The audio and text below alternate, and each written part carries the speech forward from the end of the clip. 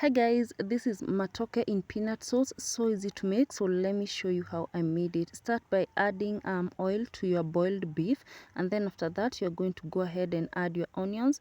Give it a mix. After the onions have become translucent, go ahead and add crushed garlic. You can add crushed ginger as well if you've got it at hand. You're going to give this a good mix, allow it to cook.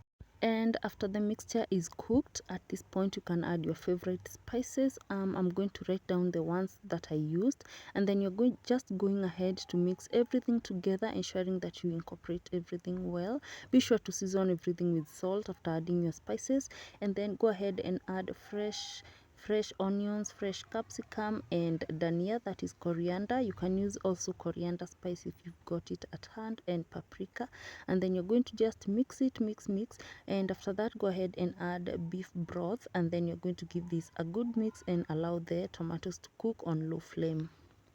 And another way that I like to do it is to blend the tomatoes and the coriander and the capsicum as well, instead of chopping them up.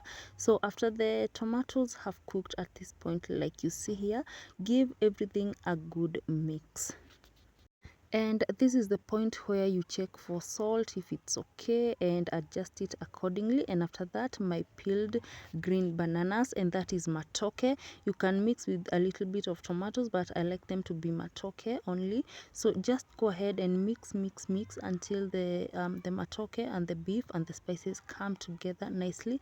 Add a little bit of salt just to ensure that the food is well seasoned, and then you're going to mix and then add a little bit of water, and then you're going to let this mixture cook.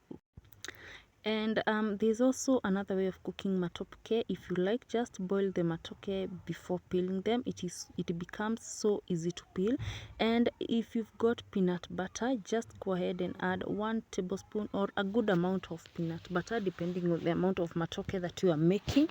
And if you do not have peanut butter, you can just go ahead and boil peanuts, that is njugu karanga.